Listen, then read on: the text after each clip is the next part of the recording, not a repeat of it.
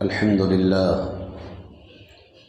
لله وكفى وسلام على عباده الذين اصطفى أما بعد فعن أبي هريرة رضي الله عنه عن النبي صلى الله عليه وسلم قال لولا أن أشق على أمتي لأمرتهم بالسواك عند كل صلاة رواہ البخاری۔ معزز حاضرین، کل جنابت اور حیض سے حیض ختم ہونے پر غسل کا جو طریقہ ہے کل کے درس میں بیان کیا گیا تھا۔ آج انشاءاللہ العزیز مسواک سے متعلق ہماری گفتگو شروع ہوگی۔ سب سے پہلے یہ جان لیں کہ مسواک لغت میں اس کا کیا معنی آتا ہے۔ مسواک لغت میں ایک مصدری معنی میں آتا ہے اور ایک آلہ کے معنی میں آتا ہے۔ مطلب یہ ہے کہ مصدری ملنا، کسی بھی چیز کو ملنا، اس کو کہتے ہیں مسواک۔ اور دوسرا آلہ کا معنی یعنی وہ جگہ جہاں ملا جاتا ہے، ملنے کا آلہ، یعنی وہ آلہ جس کے ذریعے سے ملا جاتا ہے یا پھر صاف کیا جاتا ہے۔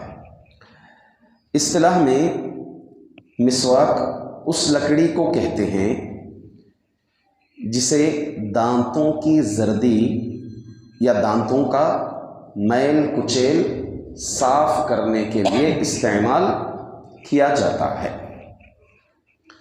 حاضرین، اس کی اہمیت شریعت مطہرہ میں مختلف مقامات پر اس کو کرنے کی اور اس سے پاکی حاصل کرنے کی ترغیب مختلف انداز سے زبان نبوی صلی اللہ علیہ وسلم سے ادا ہوئی ہے۔ آپ نے فرمایا، ابو ہریرہ رضی اللہ عنہ راوی ہیں، آپ کے سامنے روایات تقریباً 8 سے 9 روایات ہیں جو مسواک کی اہمیت پر دلالت کرتی ہیں۔ ان روایات کو میں ابھی پیش کروں گا۔ ابو ہریرہ رضی اللہ عنہ راوی ہیں، فرماتے ہیں کہ نبی اکرم صلی اللہ علیہ وسلم نے فرمایا لولا ان اشق علی امتی لامرتهم بالسواک عند کل صلاۃ، اگر مجھے اپنی امت کو مشقت و تکلیف میں مبتلا کرنے کا اندیشہ نہ ہوتا تو میں ہر نماز کے ساتھ مسواک کرنے کا حکم دیتا۔ یعنی ہر نماز کے ساتھ، گویا ایک روایت میں یہ ہے مع کل وضوء، ہر وضو کے ساتھ میں مسواک کرنے کا حکم دیتا۔ جیسے وضو کے لیے، نماز کے لیے وضو شرط ہے، ضروری ہو جاتی ہے، ویسے وضو کے لیے مسواک اللہ کے رسول صلی اللہ علیہ وسلم ضروری قرار دیتے۔ مگر یہ امت کے لیے کیا ہے؟ دشواری ہے، امت کے لیے مشقت ہے، تکلیف ہے۔ اور ہماری شریعت مطہرہ کی خوبی یہ ہے کہ ہمارا دین آسان ہے، مشکل نہیں ہے۔ ہمارا دین تکلیف اور مشقت میں نہیں ڈالتا بلکہ آسانی کا حکم دیتا ہے۔ اسی لیے فطرتوں کا تقاضا کرتے ہوئے، حالات کا تقاضا کرتے ہوئے مختلف مقامات میں شریعت میں آسانی وارد ہوئی ہے۔ جیسے سفر کا تقاضا کرتے ہوئے قصر کا حکم دیا گیا، پھر ٹھنڈی کا اور بیماری کا تقاضا کرتے ہوئے، پانی نہ ملنے کا تقاضا کرتے ہوئے پانی کی جگہ میں تیمم کا حکم دیا، وغیرہ وغیرہ۔ تو بہرحال اللہ کے رسول صلی اللہ علیہ وسلم کا یہ حکم اس بات پر دلالت کرتا ہے، ابھارتا ہے کہ مسواک کی بڑی اہمیت ہے۔ اسی طرح سے عباس بن عبد المطلب، آپ کے چچا رضی اللہ عنہ، ان سے مروی ہے، فرماتے ہیں کہ رسول اللہ صلی اللہ علیہ وسلم یہ الفاظ کے ساتھ بیان کیے لولا ان اشق علی امتی لفرضت علیہم السواک عند کل صلاۃ کما فرضت علیہم الوضوء، اگر میری امت کو تکلیف میں، مشقت میں مبتلا ہونے کا اندیشہ نہ ہوتا، کہ میں اگر اس چیز کا حکم دیتا تو تکلیف ہوتی، اس کا اندیشہ اگر نہ ہوتا مجھے، تو میں ہر نماز کے وقت مسواک کو اسی طرح فرض کر دیتا جس طرح میں نے وضو کو فرض کیا ہے، ویسے ہی میں مسواک کو بھی فرض کر دیتا۔ پھر انہی کے فرزند حضرت عبداللہ بن عباس رضی اللہ عنہما سے یہ مروی ہے کہ اللہ کے رسول صلی اللہ علیہ وسلم نے فرمایا، لقد امرت بالسواک حتی ظننت انہ ينزل علی فیہ قرآن او وحی، فرمایا بے شک مجھے مسواک کا اس قدر حکم دیا گیا، مسواک کرنے کا مجھے اس قدر حکم دیا گیا، حتیٰ کہ مجھے گمان ہوا کہ اس کے متعلق مجھ پر کوئی قرآنی آیت یا وحی نازل نہ کر دی جائے، قرآن میں ہی کہیں ایک آیت ایسی نازل نہ ہو جائے، مجھے گمان ہوا اس بات کا کہ جس میں مسواک کرنے کا حکم دیا گیا ہو، جس طرح قرآن میں وضو کا حکم ہے، غسل کا حکم ہے، روزے کا حکم ہے، نماز کا حکم ہے، ویسے اتنا ابھارا گیا مجھے مسواک کرنے کا کہ کہیں قرآن میں یہ بھی آیت نہ اتر جائیں۔ پھر حضرت انس رضی اللہ عنہ سے اس طرح کے الفاظ وارد ہیں، لقد امرت بالسواک حتی خشیت ان ادرد، بے شک مجھے مسواک کا اس قدر حکم دیا گیا کہ مجھے اپنے دانت گر جانے کا خدشہ لاحق ہو گیا۔ یعنی یہ ایک طرح سے سمجھو شریعت میں اس کو کرنے کے لیے ابھارا گیا ہے، مبالغہ ایک حد درجے میں امت کو ابھارا گیا ہے کہ مسواک کیا جائے۔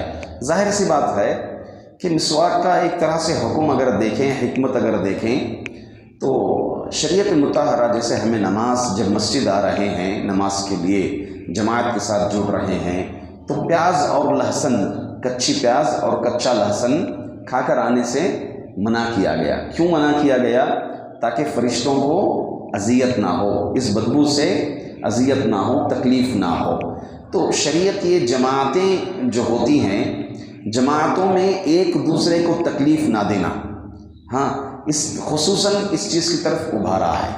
اسی لیے مسواک اگر کر کے آئیں تو منہ کی بدبو، گندگی، اسی طرح سے کچھ لوگوں سے گفتگو اگر کی جائے تو ان کے منہ سے ایک طرح سے بدبو آتی ہے، جس سے سامنے والے کو بہت ہی تکلیف محسوس ہوتی ہے، گفتگو کرنے من نہیں کرتا گفتگو کرنے کا اس آدمی سے، جس کے زبان سے، جس کے منہ سے جو ہے دوران گفتگو بدبو اگر آ جائیں۔